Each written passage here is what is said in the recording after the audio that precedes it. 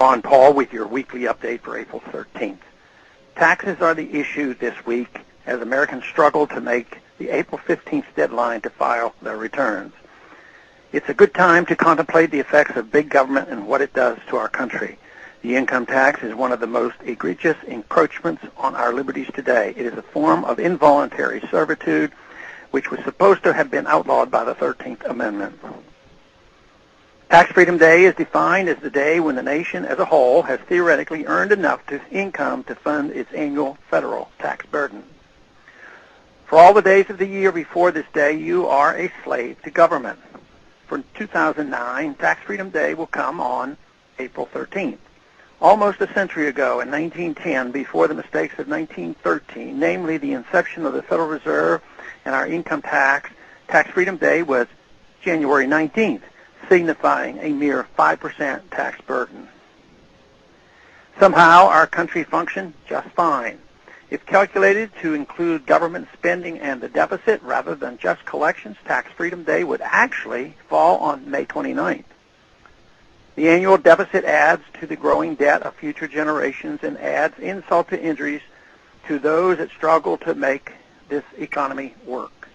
It is a slap in the face that this is not enough to prevent this crushing governmental burden from falling on the next generation.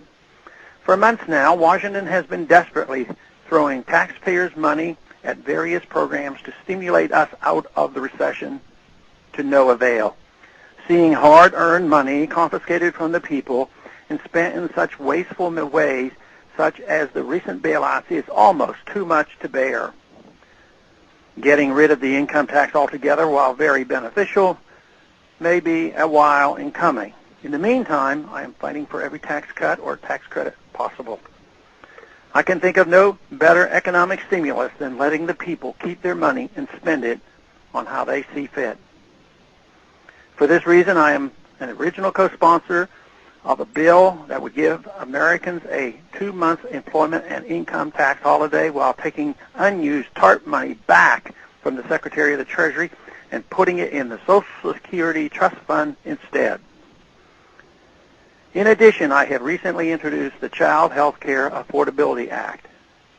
If passed, this legislation would provide parents with a tax credit of up to $500 for health care expenses of dependent children. I have also reintroduced the Tax-Free Tips Act, which would make tips exempt from federal income and payroll taxes. I am also an original co-sponsor of a bill that would make permanent the deduction of state and local sales taxes. My bill, H.R. 162, exempts Social Security benefits from income tax. These are just a few of the many tax-related bills I am fighting for in Congress, but without a corresponding cut in the size of government, which I am also fighting for. We are simply adding to the future tax burden of our children.